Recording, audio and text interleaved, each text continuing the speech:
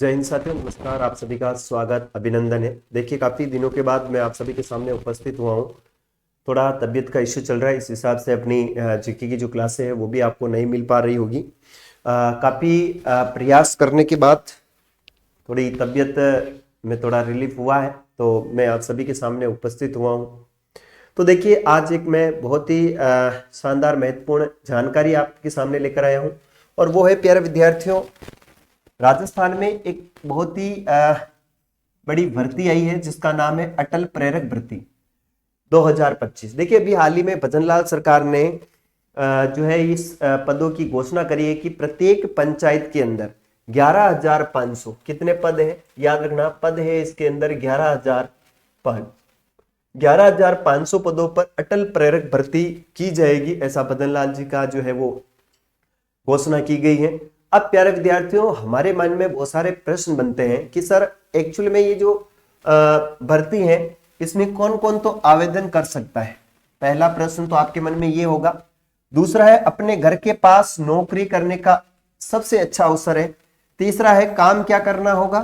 चौथा है चयन प्रक्रिया क्या होगी। और पांचवा है सैलरी कितनी मिलेगी। यही हमारे कुछ बेसिक प्रश्न होते हैं जो एक्चुअली में हम जानना चाहते हैं। वैसे इसके ऊपर सभी ने वीडियो बना दी है, लेकिन फिर भी अपना भी फर्ज बनता है बच्चों को अच्छी जानकारी देना। तो हम पहली बात करते हैं कि कौन कौन आवेदन कर सकता है। जिस विद्यार्थी ने 10वीं पास कर रखी हो, जिस विद्यार्थी ने 10वीं पास कर रखी हो और वह उस पंचायत का नागरिक हो, वह इसके अंदर आवेदन कर सकता है। सबसे बड़ी अपॉर्चुनिटी यह है कि आपको आपके घर के पास, आपकी खुद की पंचायत में आपको काम करने का अवसर मिलेगा, चयन किया जाएगा।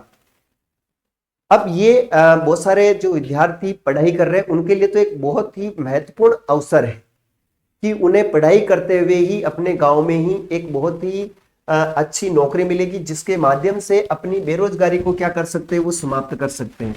देखो, राजस्थान में एक्चुअली में आपको पता होगा जो बेरोजगारी है राजस्थान की बात करें अपन, तो राजस्थान में जो बेरोजगारी है ना, उसका तो क्या ही बताऊं मैं आपको। भाई साहब, 100% राजस्थान में लोग बेरोजगार बैठे हुए हैं। पढ़ने वाले विद्यार्थी तो एब्सोल्युटली है ही है बेरोजगार, है ना। जो नहीं पढ़ रहे हैं वो तो मान के चलिए उनके पास तो एक्चुअली में कोई काम है भी नहीं है, लेकिन जो पढ़ रहे हैं ना वो भी बेरोजगार है। तो ये आपकी बेरोजगारी को खत्म करने का एक बहुत ही अच्छा अवसर हो सकता है अगर आप इसके अंदर आवेदन करते हो और आपका चयन होता है तो। सर काम क्या करना रहेगा। देखो, आपको काम कुछ भी नहीं करना है। इसके अंदर जो राज्य सरकार है, उस राज्य सरकार के द्वारा जितनी भी जो योजनाएं होती हैं, वह सारी योजनाओं की जानकारी आपको पंचायत में बैठकर देनी है। पंचायत में बैठे बैठे लोगों को सरकार की योजनाओं का जो लाभ दिला सकते हो आप, उतना दिलाना है। यहां पर लाइब्रेरी की जो है वो स्थापना की जाएगी। लाइब्रेरी की स्थापना की जाएगी, जिसमें लाइब्रेरी हुई, ई लाइब्रेरी हुई, ये सारे काम आपको पंचायत में बैठ के करना है। और सर समय क्या रहेगा, तो याद रखना 5 से 6 घंटा आपको यहां पर देना रहेगा। 5 से 6 घंटे का समय आपको देना है। चयन प्रक्रिया, यहां पर एक कमेटी बिठाई जाएगी और ये जो कमेटी है, यह कमेटी आपका चयन करेगी। सैलरी कितनी है, तो याद रखना सैलरी इसके अंदर मिलने वाली है 17,000 रुपए। सर ये स्थायी नौकरी है या अस्थायी है, तो याद रखना ये अस्थायी नौकरी है। कौन सी नौकरी है, अस्थायी नौकरी है। और सर अस्थायी नौकरी जो है, क्या हम कभी परमानेंट हो सकते हैं। देखिए, बहुत सारे जगहों पर आपको पता होगा जिन जिनको भी अस्थायी रूप से लगाया गया है, बाद में उनको राज्य सरकार के द्वारा स्थायी कर दिया गया है। जिसका हम देखते हैं विद्यार्थी मित्र है और प्रेरक, आपने सुने होंगे पहले जो प्रेरक थे वो जो है वो ग्राम सचिव बने हैं। तो काफी अच्छी और काफी अच्छी आपकी बेरोजगारी को खत्म करने के लिए एक बहुत ही महत्वपूर्ण जो है पद हो सकते हैं, नौकरी हो सकती है। जो भी विद्यार्थी आवेदन करना चाहते हैं वो एब्सोल्युटली इसके अंदर आवेदन करें। चलिए, अच्छा, जो भी विद्यार्थी और कुछ जानना चाहते हैं वो जरूर कमेंट कीजिएगा। अच्छा, अब आप मैं आपको एक जानकारी बता दूं, अपने YouTube चैनल पर क्लासेस चल रही हैं, आपको पता है। इसी चैनल पर अपने क्लासेस चल रही गणित की जो क्लास चल रही है, एक्चुअल में ये कुमकुम मैम है, कुमकुम मैम। मेरी भतीजी है जो आपको एब्सोल्युटली गणित का काफी अच्छा नॉलेज है और वो आपको करवा रही है। ये क्लास प्रतिदिन 2 PM पर आपको देखने को मिलती है। नेक्स्ट एक रीजनिंग की क्लास भी चल रही है और रीजनिंग की क्लास भी कुमकुम मैम के द्वारा ही ली जा रही है और आपको पता होगा आपका काफी अच्छा रिस्पॉन्स मिल रहा है। ये क्लास होती है 12:30 PM पर और इसके बाद अभी जो क्लासेस चलेगी इसके ऊपर 4 बजे आपको प्यारे विद्यार्थियों प्रतिदिन हिंदी की क्लास देखने को मिलेगी। हिंदी व्याकरण की 4 बजे आपको क्लास देखने को मिलेगी प्रतिदिन, याद रखिएगा। फिर बात करते हैं हिंदी की, यानी शिक्षण विद्या मिक्सअप रूप से होंगी शिक्षण विद्या। और शिक्षण विद्या ये आपको पता है सभी विषयों की शिक्षण विद्या एज इट इज सेम होती है। जैसे सामाजिक विज्ञान की हुई, सामाजिक विज्ञान है, जैसे मान लीजिए इसमें हिंदी है, हिंदी के बाद आपकी संस्कृत है, जैसे मनोविज्ञान है। तो इन सब के मिक्सअप क्वेश्चन मैं आपके लिए लेकर आऊंगा शिक्षण विद्या की।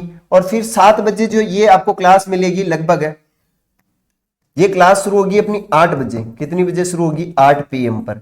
7 बजे आपको क्लास मिलने वाली वो मिलेगी राजस्थान कला संस्कृति भूगोल और इतिहास के क्वेश्चन होंगे। इतिहास के क्या होंगे? MCQs क्वेश्चंस होंगे। तो ये 7 बजे आपको क्लास मिलने वाली, यह अपना आगे का शेड्यूल रहने वाला है। तो जो भी विद्यार्थी चैनल पर जुड़े हुए वो चैनल को जरूर सब्सक्राइब कीजिएगा और इस वैकेंसी के बारे में आप और पता कीजिएगा कि भाई साहब ये आवेदन इसके कब से लिए जाएंगे, क्योंकि कभी कभी तो ऐसा होता है बहुत सी बार कि हमें पता ही नहीं रहता है, वैकेंसी भी चली जाती है, पता नहीं किसी का सिलेक्शन हो जाता है। देखिए इसमें जो महत्वपूर्ण भूमिका रहने वाली वो सरपंच की रहने वाली। ये सरपंच ही जो है तय करता है कि इसकी पंचायत में कौन व्यक्ति इसका कर्मचारी होगा। जहां का सरपंच गांव के बारे में सोचता है, जहां का सरपंच जो है वो गांव के बारे में अगर सोचता है तो वो गांव के ही विद्यार्थी को आगे बढ़ाता है। और कोई सरपंच अगर हमारी पंचायत जैसा हो जाए तो साला कभी गांव के विद्यार्थी को प्रमोट नहीं करता है और अदर दूसरे लोगों को जो उनके चाहते होते हैं उनको लाके लगा देता है। अब यहाँ पर मेन रोल तो सरपंच को दिया गया है, क्योंकि सरपंच पंचायत का नेतृत्व करता होता है, मेन सर्वस्वी होता है। अगर कोई कर्मचारी मान लो उसके फेवर में नहीं हो और वो सरपंच गलत कर रहा हो और वो उसकी शिकायत कर दे तो लफड़ा हो जाएगा। नहीं कहते हैं कि भाई गलत को गलत, सही से डर लगता है। जो गलत व्यक्ति होता है ना उसको सही से डर लगता है।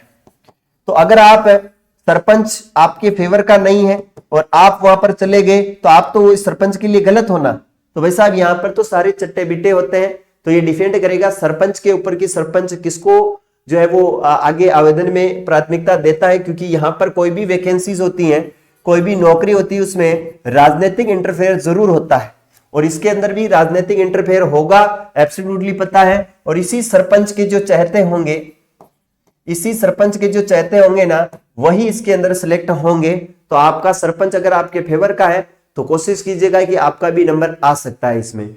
ठीक है, तो ये जानकारी मैं आप सभी को जो है दी है। अच्छी लगी हो तो चैनल को प्लीज सब्सक्राइब कर दीजिएगा और क्लासेस जो है कंटिन्यू देखिएगा, मजा आएगा आप सभी को। ठीक है, तो मिलेंगे अपन अपनी जो क्लासें हैं, जो मैंने शेड्यूल बताया उसी शेड्यूल के अनुसार अपनी क्लासें होगी। तो अभी के लिए मैं आप सभी से लेता हूं विदा, तब तक के लिए जय हिंद, वंदे मातरम।